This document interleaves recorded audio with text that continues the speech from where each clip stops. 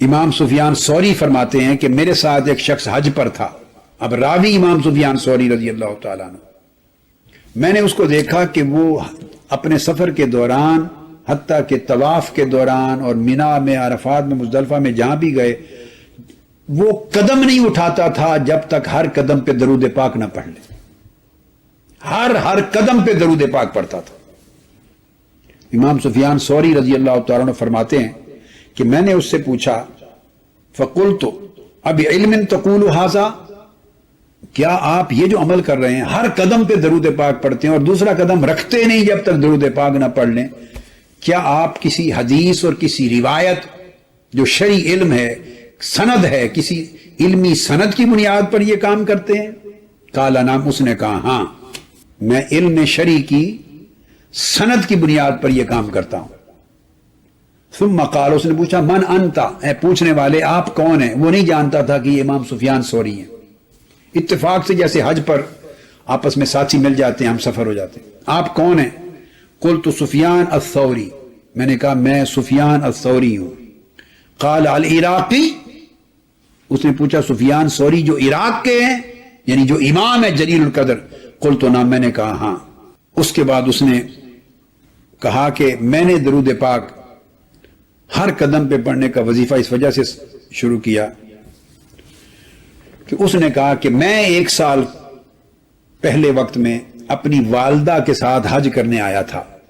میری والدہ نے مجھے کہا دوران طواف کہ بیٹے میری خواہش ہے کہ مجھے کعبۃ اللہ کے اندر داخل کرو، میں کعبۃ اللہ کے اندر جا کے عبادت کروں. دروازہ کھلا ہوگا، جو اس زمانے کھول دیتے تھے. یہ تو تابعین کے بعد اتباع التابعین اور سلف صالحین کا زمانہ ہے. تو میری والدہ نے خواہش کی، سو میں نے اپنی والدہ کو اٹھا کے کعبۃ اللہ کے دروازے سے گزار کے اندر داخل کیا. جو ہی کعبۃ اللہ کے اندر میری والدہ داخل ہوئی، اس کا پیٹ پھول گیا، متورم ہو گیا اور چہرہ سیاہ ہو گیا. اور اس حالت میں میں پھر اس کے پاس پریشان ہو کر بیٹھ گیا.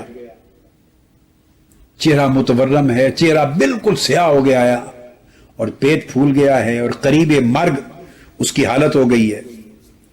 میں پریشان ہو کے بیٹھ گیا. میں نے ہاتھ اٹھائے کہ باری تعالیٰ اب اس حالت میں اپنی والدہ کو کہاں لے کے جاؤں اور کعبۃ اللہ سے باہر بھی نکالوں تو بڑی شرمساری ہے، سب لوگ طواف کرنے والے کیا کہیں گے. کہ اس حالت پریشانی میں تھا کہ اچانک سفید لباس پہنے ہوئے نورانی چہرے کے ساتھ کوئی شخص اندر داخل ہوا اور اندر آ کر اس شخص نے میری والدہ کے چہرے کی طرف اشارہ کیا. فبیدہ، چہرہ روشن ہو گیا سفید نور کے ساتھ. پھر میری والدہ کے پیٹ کی طرف اشارہ کیا. فبیدہ، اس کا بطن بھی بالکل اس کی سوجن اور سویلنگ اور نارمل ہو گیا. پھر اس کی مرض ختم ہو گئی اور شفا یاب اور صحت یاب ہو گئی.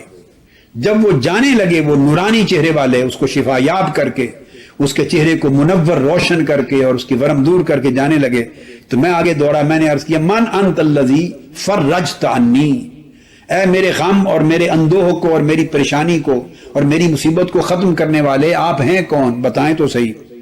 انہوں نے جواب دیا قال انا نبیک محمد صلی اللہ تعالی علیہ وآلہ وسلم، میں تیرے نبی محمد مصطفیٰ صلی اللہ علیہ وآلہ وسلم.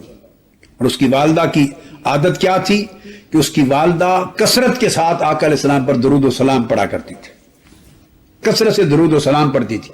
اس کے دیگر اعمال کی وجہ سے وہ گرفت میں آ گئی، مواخذہ ہو گیا، قریب اس کے کہ وہ مر جاتی یا اسی حال میں رہتی. تو آقا علیہ الصلوۃ والسلام نے کثرت سے درود پاک کا صلہ آ کے عطا فرمایا. تو میں نے عرض کیا یا رسول اللہ صلی اللہ علیہ وسلم، اب آپ نے اتنا بڑا کرم کر دیا تو مجھے کوئی نصیحت کر جائیے، حکم دے جائیے میں کیا کیا کروں زندگی میں.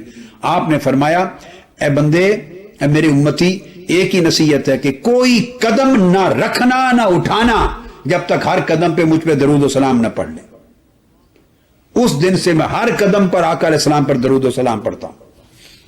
یہ وظیفہ مجھے آقا علیہ السلام کی بارگاہ سے نصیب ہوا.